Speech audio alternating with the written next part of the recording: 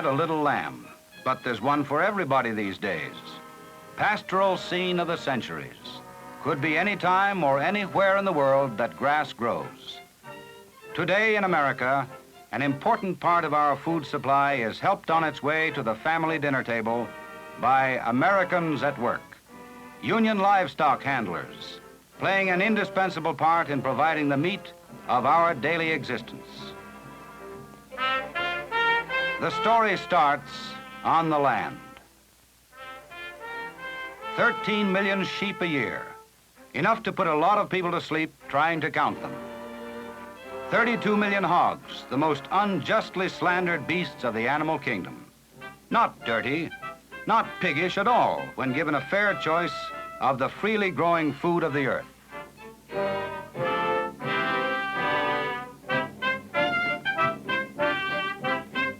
Over 21 million head of cattle, hamburgers on the hoof, and much more. The well-being of every civilization has depended on the care of livestock by shepherds, swineherds, cattlemen, and handlers. This aspect of the food cycle begins on the farm or the ranch.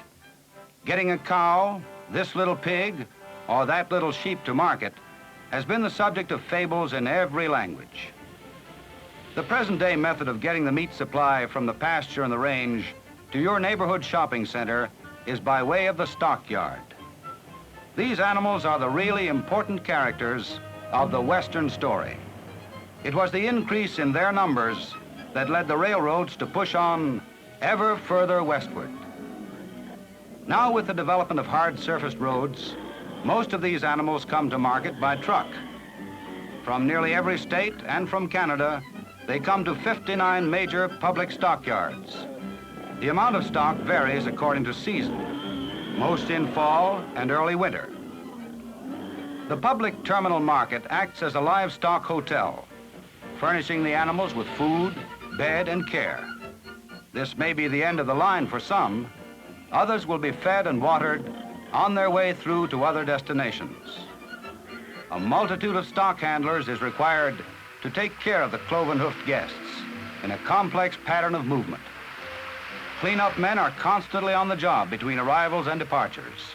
The strictest sanitary measures are observed, and any sick animals are promptly isolated by government veterinarians. Stockyard workers are carpenters too, as quarters are repaired or expanded.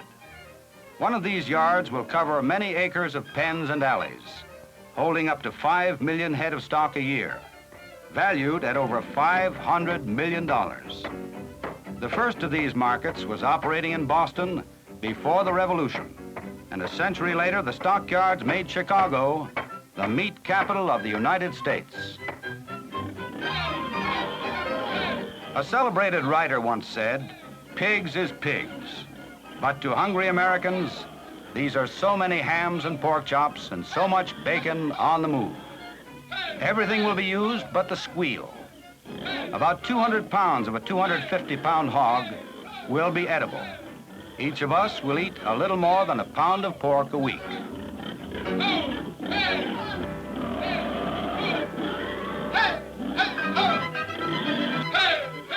The animals to be sold usually arrive in the night or early morning. Stockyards employees receive them from the trucker and deliver them to pens assigned to the firm which will handle their sale for the owner. A large truck may bring 30 or more cattle in a load. Although some of these cattle immediately go to the butcher, many will be sold for further fattening. They will live high on corn, concentrates, and balanced feed for various periods until they reach the weight desired by the feeder. A good fat steer weighs well over 1,000 pounds, but cattle are not all beef, and beef is not all steak. A little more than half of a 1,000-pound steer may become meat as we know it. The rest will be turned into byproducts, such as hides, fats, hair, animal feeds, fertilizer, and life-giving drugs as well.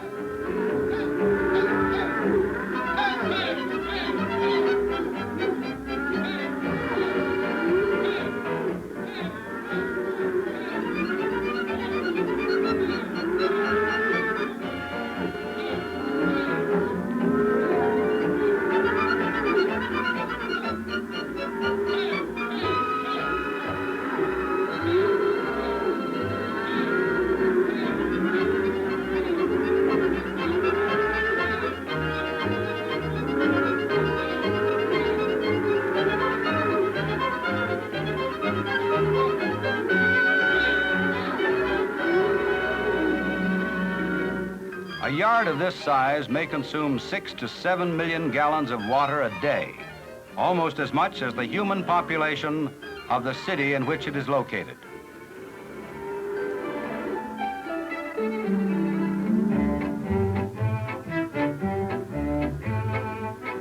Since what goes into them will determine what goes into you in that steak, roast, or stew, what the animals are fed is extremely important. In a year, the living food factories that pass through this yard will devour 700,000 bales of hay, 200,000 bushels of corn, and 100,000 bushels of oats. Animals for food have been domesticated since prehistoric times. Cattle were a form of wealth long before money was invented. The word pecuniary means value in terms of cattle. In one ancient language, war was described as a battle for cattle. The feed man is a chef, building both weight and flavor into his hamburgers on the hoof. He alone can answer the child's question, how can a brown cow eat green grass and give white milk or red meat? Grown-ups don't have to know the answer to enjoy the porterhouse, the T-bone, the club steaks.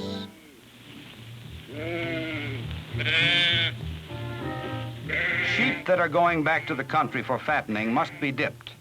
They get an involuntary swim in a trough of antiseptic that kills ticks and mites of all sorts. While temporarily irritating, this increases the long-range comfort of the sheep, as well as his economic value. The work of the sheep herder could go for nothing unless stockyard workers far from the range attended to such details.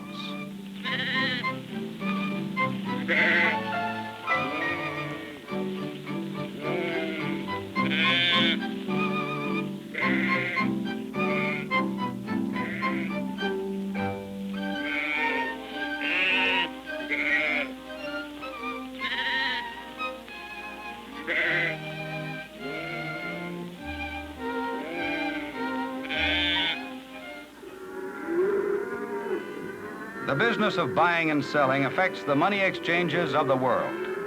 The very words stock market come from trading in this commodity. Generally, it is not economically feasible for the seller to be present at the terminal when his livestock arrives, to arrange for yardage, feeding, and to locate an eventual buyer. Commission firms act as agents for these livestock producers and represent them in the handling and sale of their stock. The stock must be in proper condition before the market opens. This involves sorting, feeding, and watering, as well as providing an experienced salesman capable of bargaining effectively with buyers.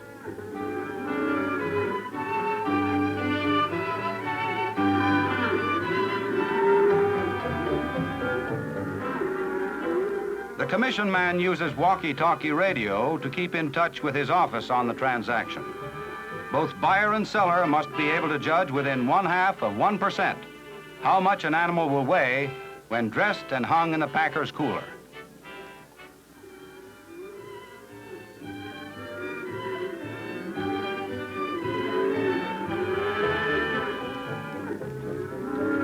When a sale is made, the commission agent drives the stock to a scale maintained by the yards company.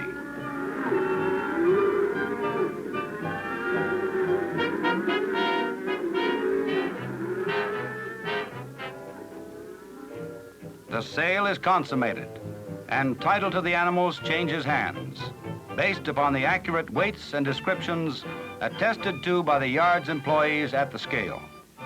The foreman opens the gates, and yards company drivers deliver each draft to the assigned holding pen until it is called for by a driver for the new owner.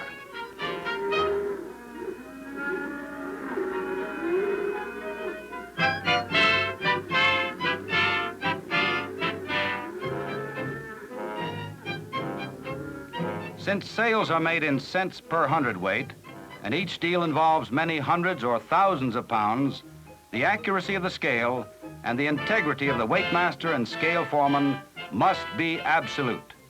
The scales are tested periodically for accuracy up to 30,000 pounds.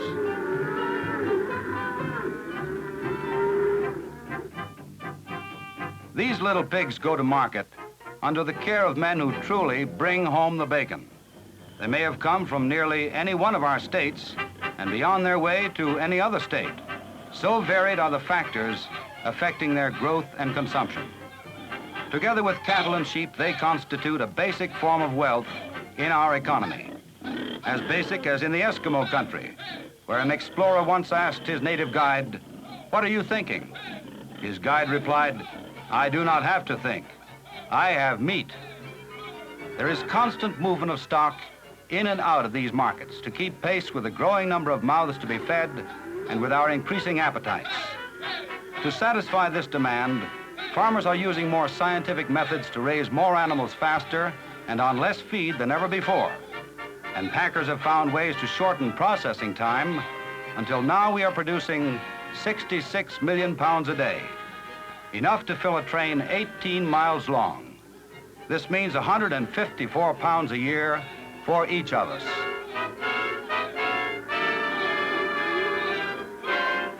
Civilization indeed rests upon its food supply, with meat a primary item in our diet, giving real meaning to the phrase 3 square meals a day.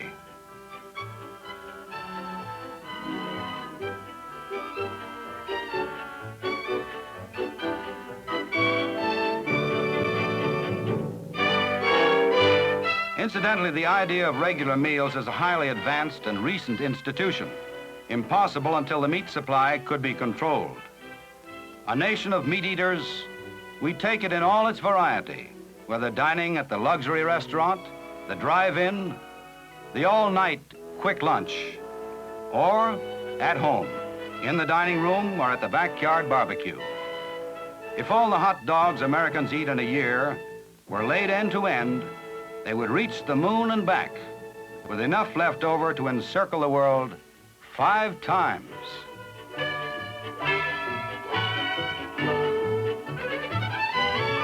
Today, the average pound of meat travels 1,000 miles from the open range to the kitchen range. Behind every steak, between the farmer and you, extends a long line of livestock handlers and packing house workers, producers and consumers themselves, to keep the meat supply moving. Members of the United Packing House Workers of America, Afl-Cio, Americans at work for you.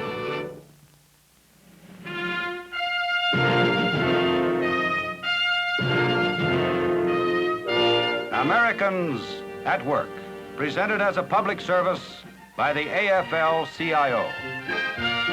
Next week, another story of Americans at work. Americans whose skill and effort help keep our country great and strong.